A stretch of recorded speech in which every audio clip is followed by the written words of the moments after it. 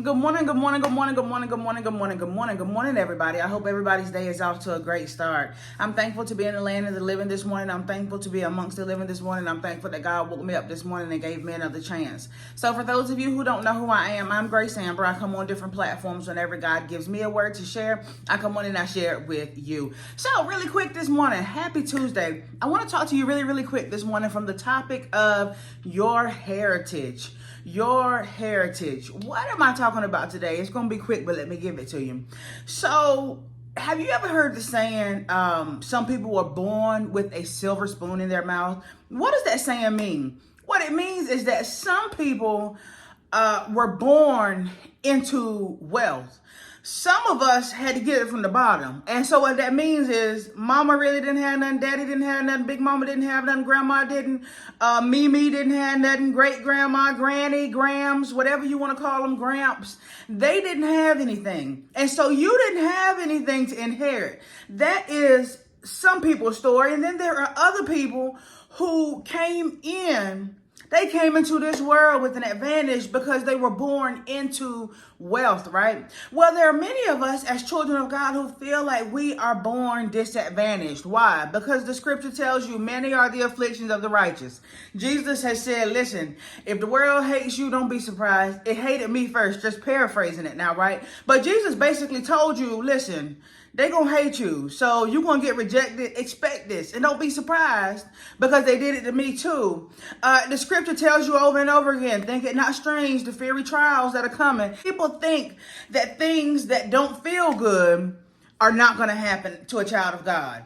That, you're not going to have car trouble. You'll never have illness. People think that that is the story for every child of God, but the scripture tells you the total opposite. Think it not strange, the fiery trials. Think it not strange, many are the afflictions of the righteous. It tells you those things. And so there are many of us who feel like, well, I'm at a disadvantage because if I go the right way, which is God's way, many will be my afflictions, right? I'm going to get some fiery trials and darts, right? Many people take it that way.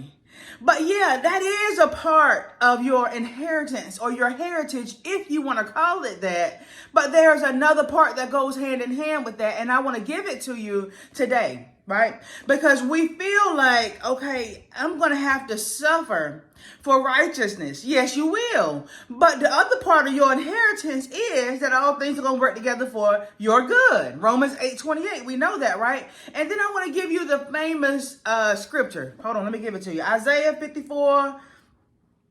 Go down to 17. Isaiah 54:17. And I'm in the NIV. Most of you hear the King James Version. No weapon formed against you shall prosper, right? I'm going to give you the NIV. No weapon forged against you will prevail, and you will refute every tongue that accuses you. This is the heritage of the servants of the Lord, and this is their vindication from me. What am I trying to tell you today?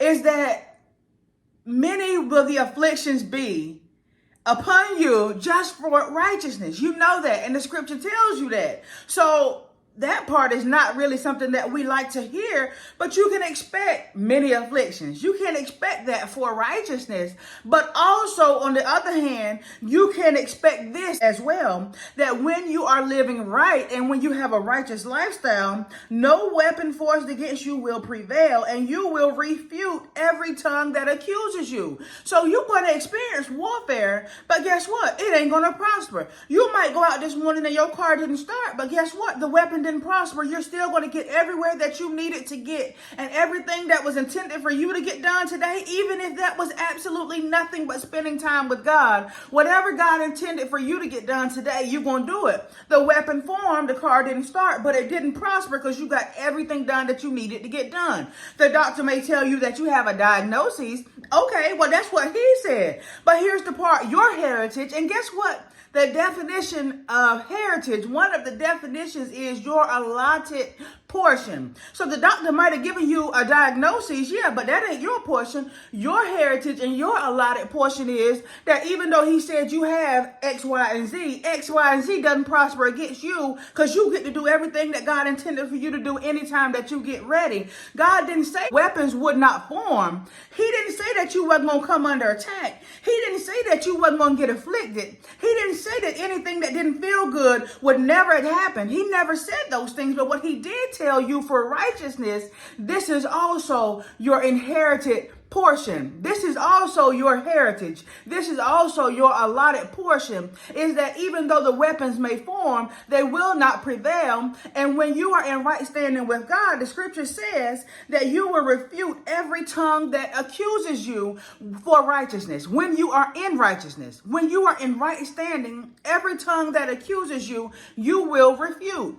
And when you are in right standing, guess what the scripture says? No weapon forged against you will prevail. And God said, this is your heritage. This is your allotted portion. And not only is it your allotted portion, this is his vindication for you and everything that you have to go through for righteousness' sake. I hope that word blessed you today. I am Grace Amber. Happy Tuesday. I'll be right back on tomorrow with another word, good Lord willing.